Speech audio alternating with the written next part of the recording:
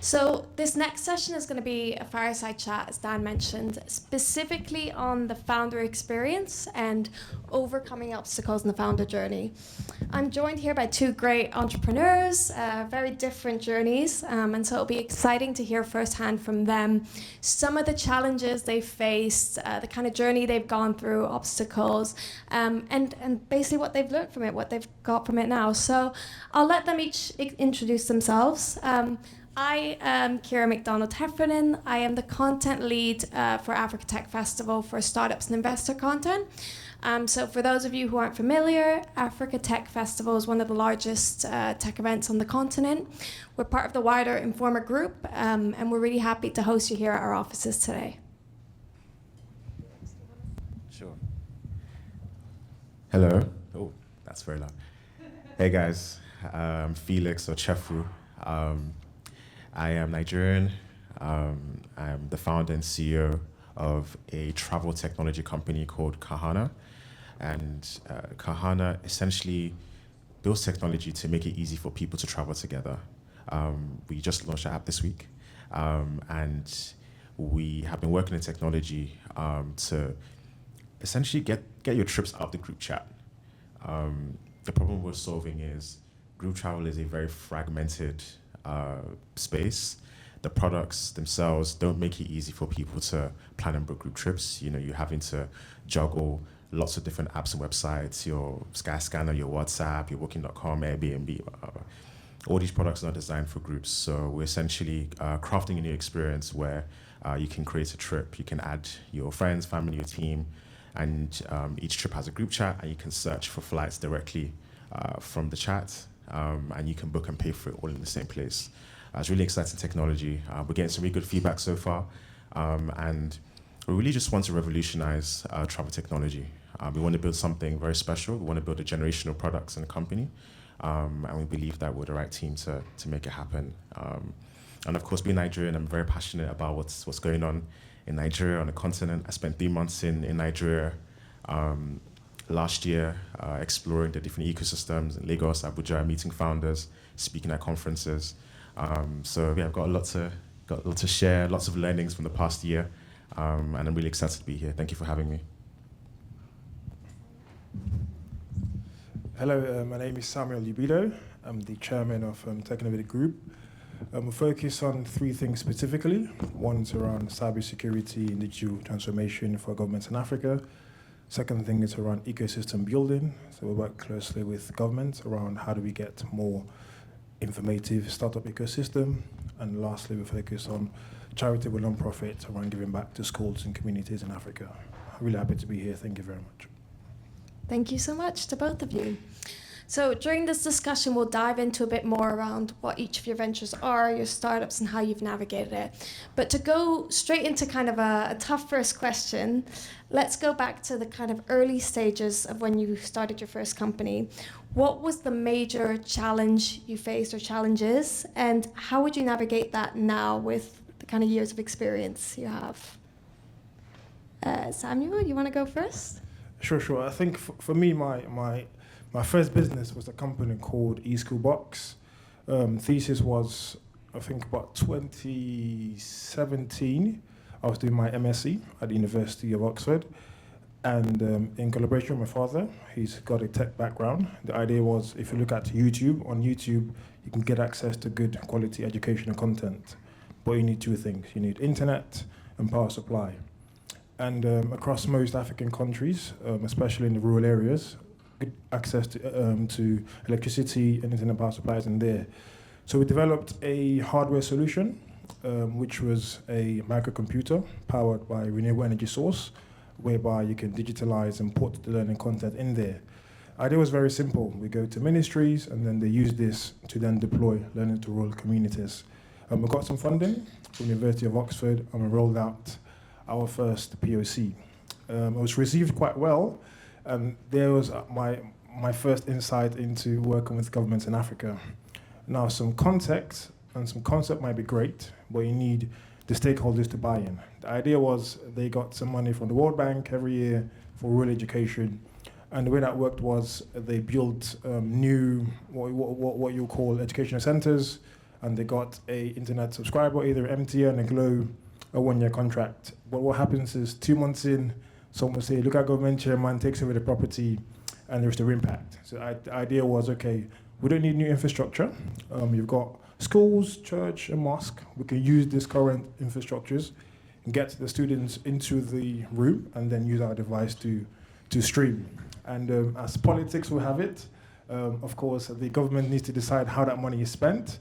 And that was quite challenging in terms of, well, how do you convince a good idea? That's my first insight into, you could have a good idea, product market fit, but if the market and environment which you're working in, if they don't accept the solution, therefore your business failed.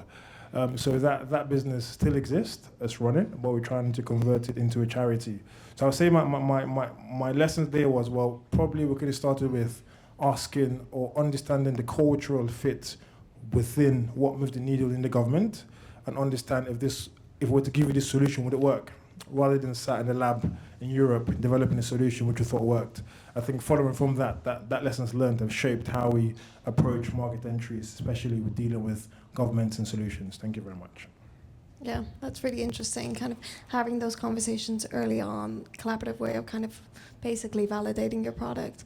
Felix, from your kind of ventures, I know you have a few, you want to give a bit of an insight into some of the major challenges you faced?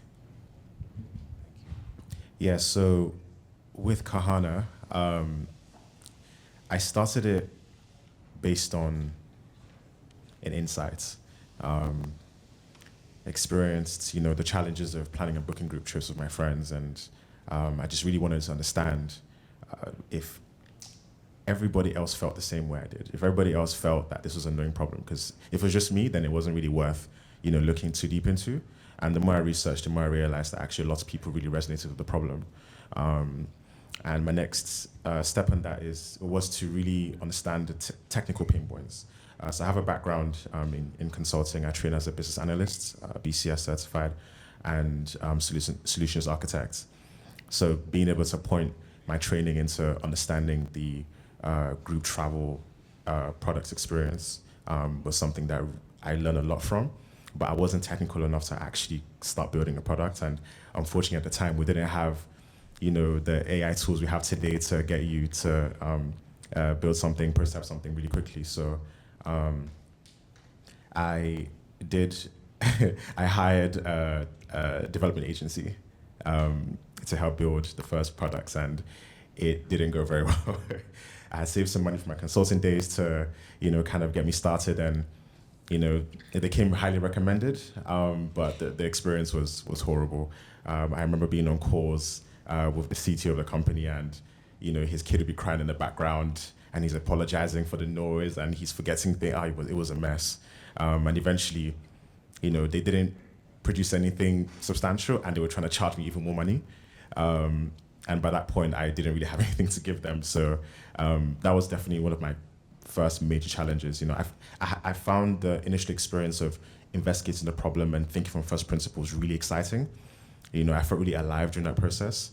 But turning the idea into a solution you can test, with customers was where I really struggled at the beginning. And it took a while to figure that out. And working with amazing people. Actually, one of them in this room, funny enough, who really supported me during that journey and pushed me to learn even more. So I got much more technical, kind of just because I had to, So if I could go back and do this again, I definitely would not be hiring any outsource agencies for that. Definitely not. Mm-mm. So would you say the learning from that experience is either be technical yourself or build the team around you rather than outsourcing? Yes, I see both. Both. Technical and getting good people around you too. Great, a great piece of advice for any first-time founders in the room. The next one, I guess, relates to probably how you tackled these challenges. So it's around what are the traits and the kind of mindset shifts that both of you have had to go through to help grow as founders. And then Samuel, I guess you, from a VC perspective as well, because you're both founder and venture partner, what traits do you look for in the founders that you look to invest in? Sure, that's a really good question. I'll probably start with the founder traits, especially in the African market. I think for me, one would be adaptability. It's because most solutions, when you go from sort of POC into what a solution actually looks like, my mindset would be if this product was to change, either due to regulation or due to losing someone in the team, would this individual or this team still build this? That is sort of one thing which I look at quite clearly. And secondly, I try to understand more around, have he or she failed before? Because you get a lot of first-time founders are very, this is the best thing since sliced bread, right? And reality hits, it's like, well, it's not. That's the first thing. It's a lot harder than it takes. What is the mindset and what is the attitude to resilience? So let's say if we decided to invest, how did it react, or what kind of conversation is going? And then lastly, I try to understand, do they have the cultural understanding? We get pitched a lot of solutions that I just know it makes sense, but culturally it wouldn't work either in Nigeria or Ghana or whatever market which we're understanding. So I'll be very keen to understand, he or she, I don't want to say have they lived in the continent, because you do get diaspora founders building amazing products, but do they have a homegrown understanding of the culture which the solution is going to be implemented? And I say, I guess for myself, being a founder working in Africa, I would say it's patience. Things go slow, right? I've just accepted it's going to take me X amount of time. So it's you go to a meeting set at 9 a.m., 5:30, you're still sat in the office. The guy says, come tomorrow. I say, how far now? What do you mean come tomorrow? Just come here on the flight. So I think it's that, it's coming from a UK or US or whatever, you assume that 9 a.m. is 9 a.m. In Africa, 9 a.m. could be next week, right? But I guess you need to have that patience to just be diligent to get through where you're going. Thank you very much. Great. And Felix, from your perspective as a founder? It was around mindset shifts and traits that you value as a founder and to grow as a founder. Yeah, so I think building a company really forces you to face the unknown unknowns. There's just so many things you just don't understand until you do it. And I think one of the things I did, because I have a very analytical brain, I used to be a consultant, it's very tempting to want to analyze your way through and try and predict what would happen before you launch anything. You strategy your way, to the end, and then you launch something and it completely blows the strategy out of the window. So I think, like what Samuel said, like that patience is really, really important. But you actually have to do the thing. I remember, watching a bunch of, Y Combinator startup school videos, and Michael Siebel would say, founders are very susceptible to fake work. You do the things that feel productive, that make you feel like you're busy, make you feel like you're moving the needle, but you're actually not doing the work. And the work is building a product and talking to customers. And I definitely fell victim, to that. So building a company definitely forces you to focus on the really important things, because you can't do them all. You start with your big dreams and the billions of dollars you can make, and the customers you want to serve, and you have to just keep niching down until you find the customers who really, really love you, and are willing to actually give you feedback as well. So that requires a lot of patience, and it was definitely a mindset shift in that sense, like just believing in yourself, believing that you have the confidence to go into these rooms, to talk to customers, to face your challenges, and again, the confidence to sell as well. Things like public speaking, like I've gone through such a journey of public speaking as well. Like when I first started, I didn't really enjoy it. I was very anxious, very nervous.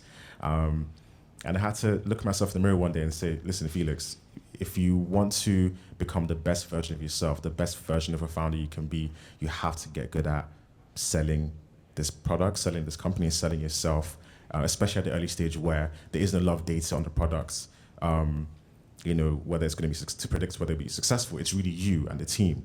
And if you're running away from learning how to sell yourself really, really well, you're doing yourself, your products, and your team, and your current and future customers a disservice, right? So I really, really had to kind of lock in on that hone in. I got a lot of help, a lot of support through the Excellence programs that have backed us, and through just sheer grit and practice.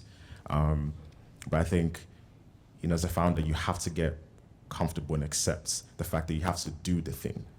You have to do the thing. That's the only way you're going to learn. It's the only way you're going to, make mistakes and be, and fail forward and learn and keep, repeating the process until you get to,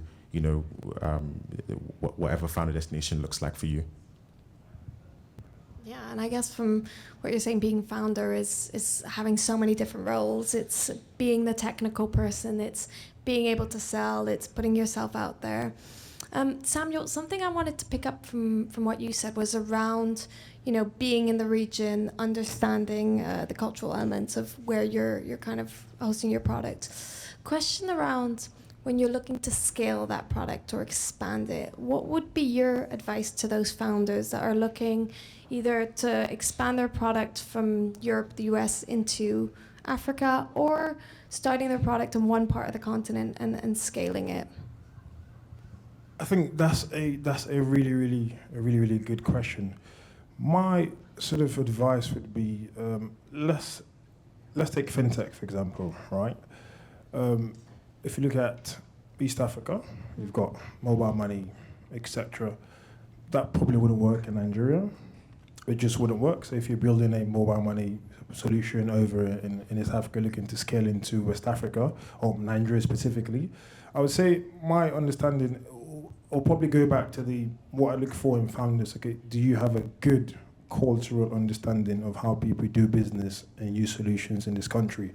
If you don't, then clearly you shouldn't be expanding into another region. So you're probably better off increasing your market share in your current market, and then providing either an API access to expand on a white label solution, rather than burning money, because we see a lot of businesses burn cash to come into Nigeria. A year in, Sam Heffernan, I told you, it is a difficult market. You should have focused more on your area.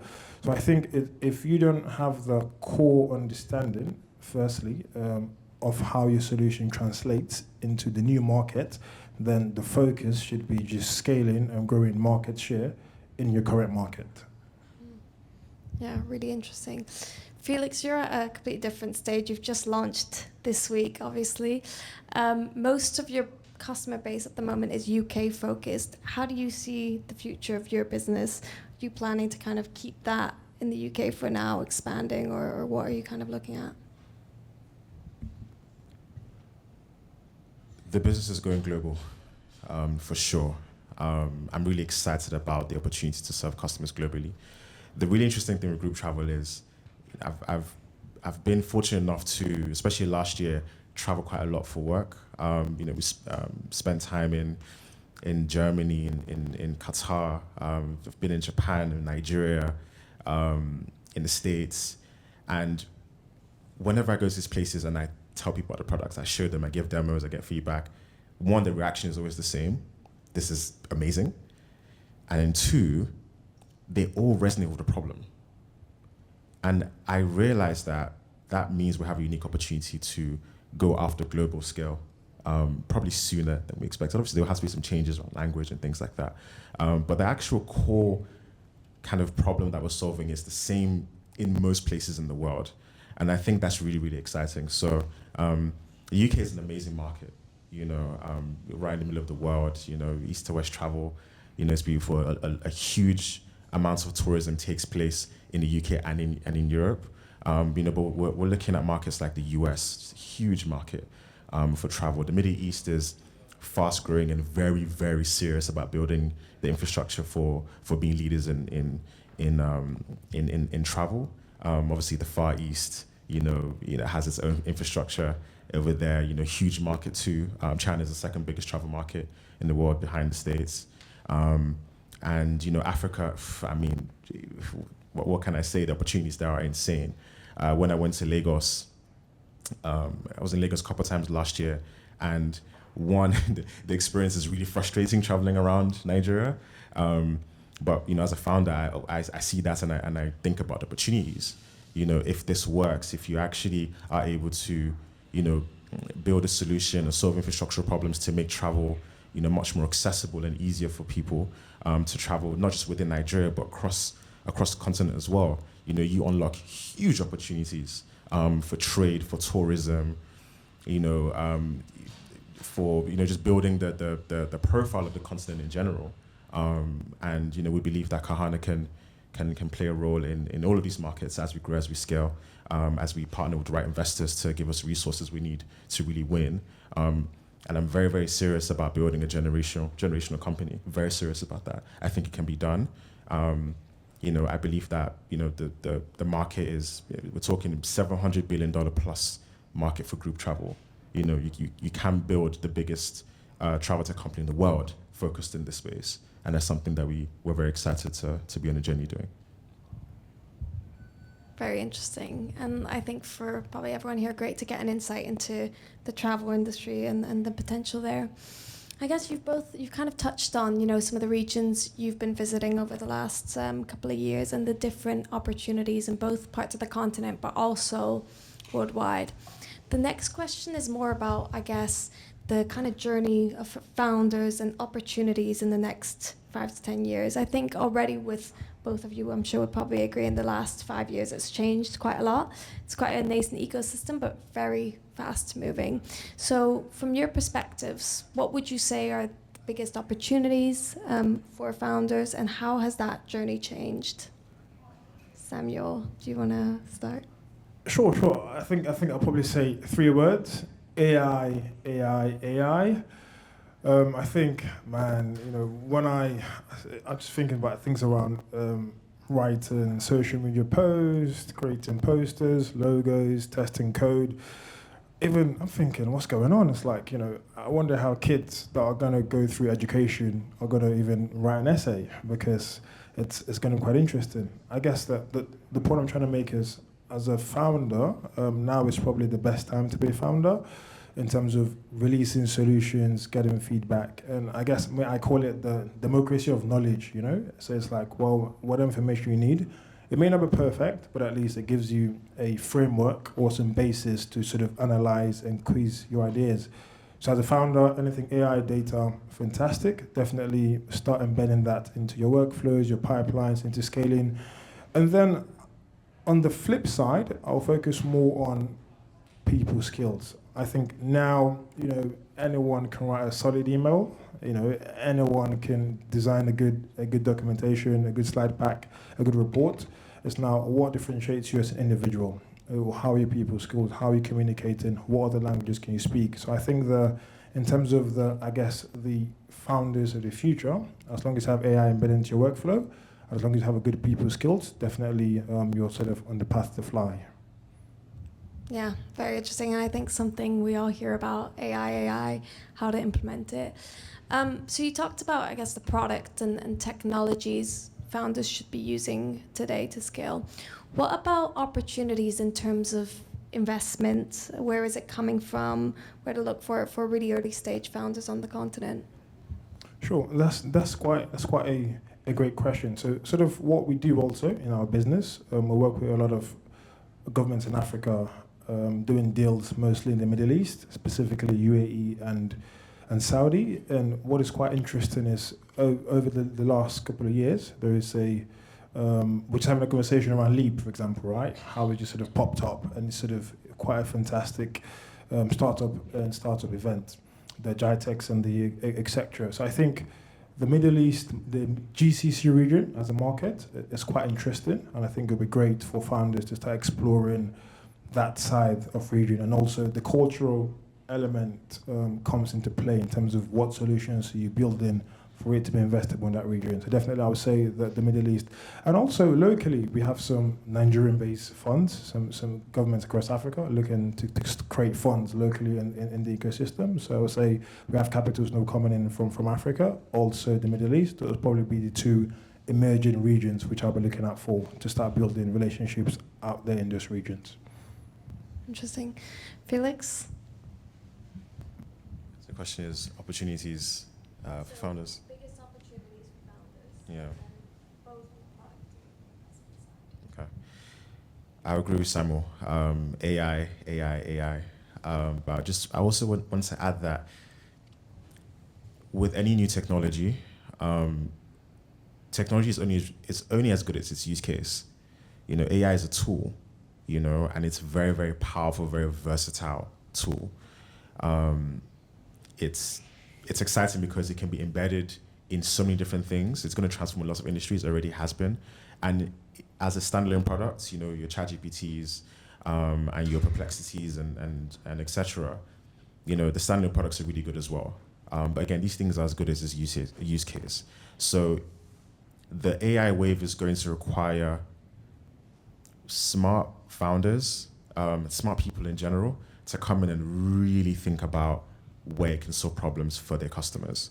You know, again, it's very versatile technology. So I believe that the fact that it is accessible to most people, and in some cases completely free, is a really good opportunity for smart people, curious people, and honestly anyone to come in, play with the tools, see what it can do for you, and then the next step of that is see how we can solve problems for real people. It has to create real value. We don't want another area of building tools that don't make any sense, that don't create actual value for people. There's so many important problems to solve, and AI is, you know, it's a powerful foundation to solve those problems. But we have to have people in the industry who really care. You have to really care about your customers, really care about the problems you're solving, and be able to harness this powerful technology to make that happen. So on the tech side, there's opportunities there. On the fundraising side, it's hard as hell to raise money. It's harder to raise money as a Black founder, as an immigrant founder. It's really, really difficult. You know, the numbers tell the story, you know. And sometimes it's frustrating. I can't even lie. Sometimes it's frustrating. We are fundraising at the moment. So if you're writing checks, please come and talk to me.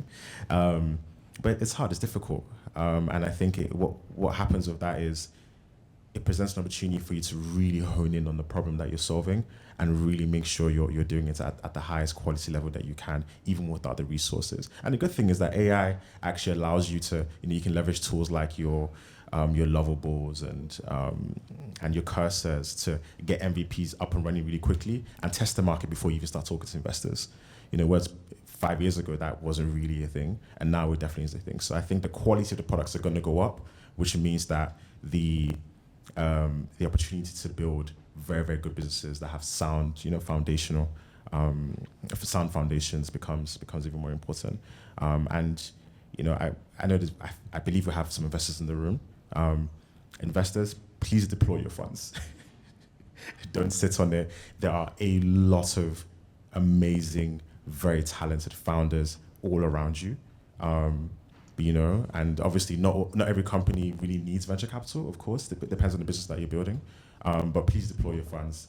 Founders need it because at the end of the day, we want to build generational companies. The opportunity is there. We're in a new era in terms of technology. So right now is the best time to deploy and, you know, kind of watch us create magic. Thanks, Felix, and really a call to the investors in the room here. A couple of things I wanted to touch on that you mentioned. So one around, those different types of investment and how you should be looking at it as a founder today. And then number two, a kind of more practical one for founders really just trying to start their business, pitch to investors for the first time.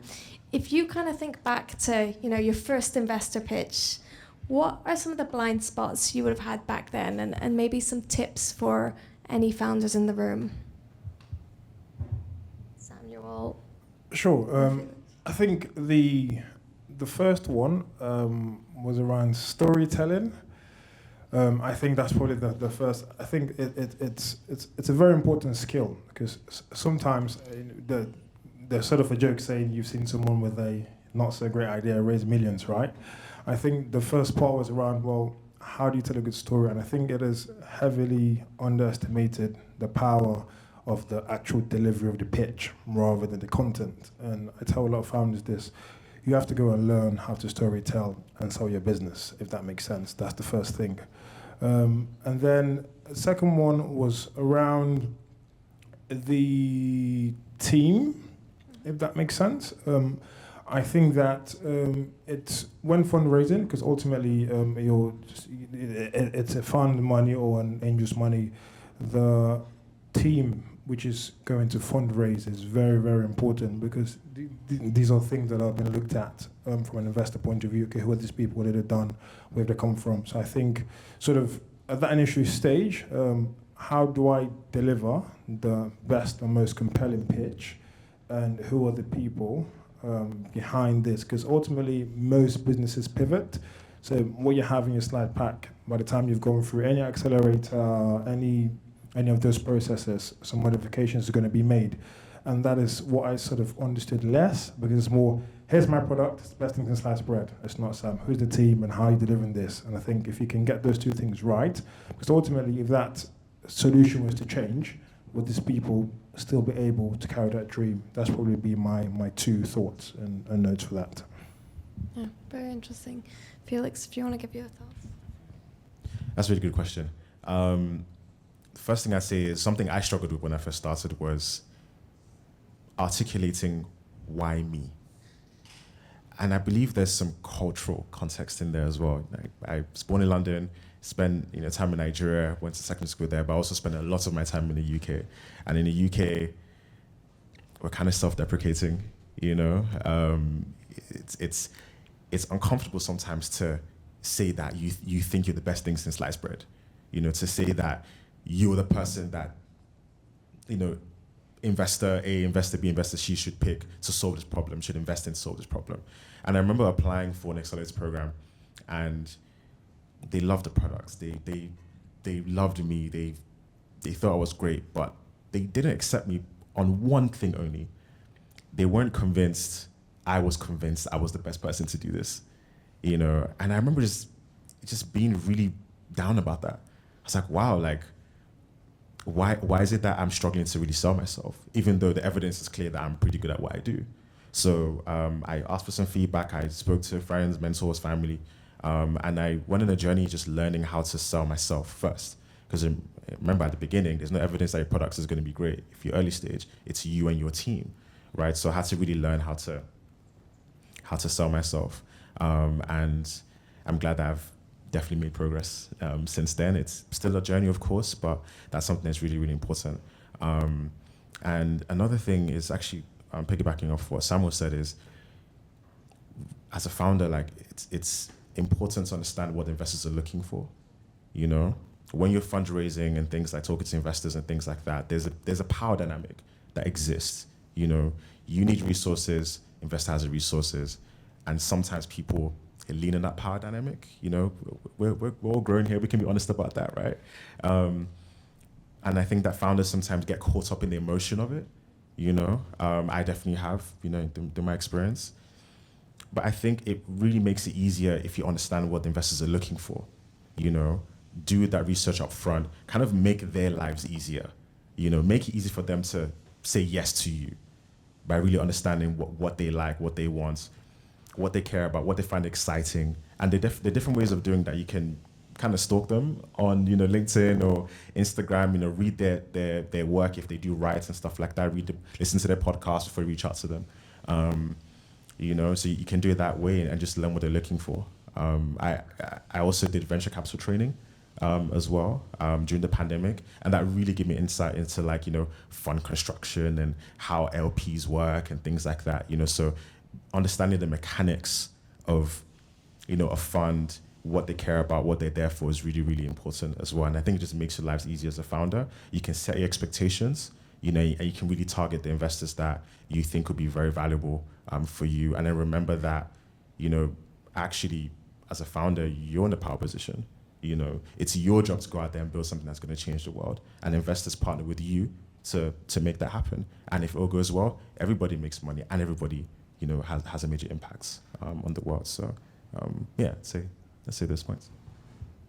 Yeah, so I guess the key takeaways then are to really believe not only in your product, but in yourself as someone who could take that product to the next level. And then number 2, do your research. Make sure you come to that pitch prepared. You know what your investor's looking for. You know what you need to focus on. Samuel, you come from like quite an interesting perspective because you have both the investor and the founder. Would you agree with what Felix is saying around, how you would approach investor pitches? Yeah, I agree. Yeah, I think totally. He's definitely correct. Yes. Great. And I know we're almost out of time, so I'll kind of end with one last question before we can go to Q&A, maybe, for one? Very fast. Okay. Piece of advice you would give to a first-time founder. Can be very contrarian.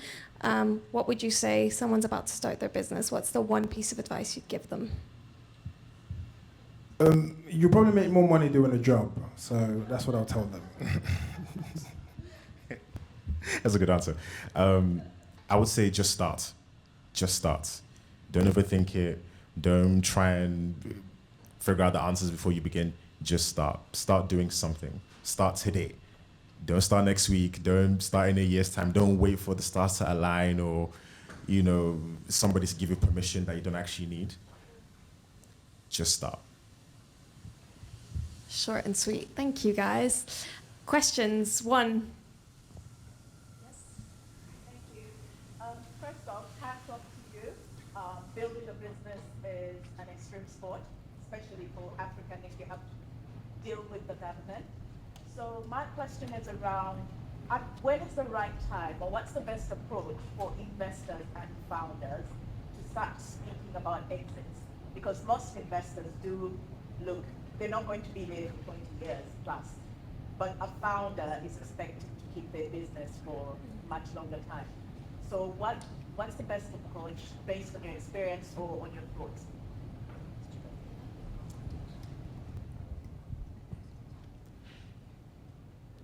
Not too soon, because I think it's quite distracting. I think probably after you have some really strong data as to where the business can go and what the potential is, and I think you have serious conversations about what does the exit look like. But I also think beyond the mechanics of the business, as an investor, also really understanding the founder that you're dealing with, where they come from, what their priorities are, because that's going to dictate what type of exit they want for the business. Some founders are very ambitious, want to build a global company, so they probably want to go all the way to IPO. So you would know that, as an investor, you're going to have to be there, potentially for a while. Some founders, want to cash out relatively soon, so they can do other things with their life, start other businesses, take care of their family, But that really comes down to who the founder or the founding team are on a personal level. So if you really spend time with the founder, the founding team, and make sure expectations are aligned in that sense, then I believe that the exit conversations kind of happen naturally, and they don't happen sooner than they need to, where it's going to be a distraction for everybody. Sure. I think as a founder, as an advice, I'll be very careful around approaching those conversations. I guess ultimately an investor is investing in the founder, right? So if I'm talking about it, I'm thinking, where you're running to, who's going to run this business, right? From a fund point of view, we have investment thesis. So there is an X amount that looks good, and if somebody offers it the X amount, then there's no problem. It's business. So I'm pretty happy with that. That probably be mine. So I think it's both. So when an investor comes in, there's normally an agreement, investment cycle, etc., with clear terms and conditions. So if it's mutually beneficial, well, we've been here X amount of years, we've met the ROI, yeah, that's fine. Kalas, done. But I think it's an open conversation, but I think it shouldn't really be driven from the founder point of view, because I'll be a bit wary as to, it's sort of your business, your vision, which we're investing in, if that makes sense. Great. Thank you so much. I think, unfortunately, we're out of time, but I'm sure both Felix and Samuel will be here later for the networking. So if you have any other questions, feel free. Thank you, everyone. And thank you to our panelists.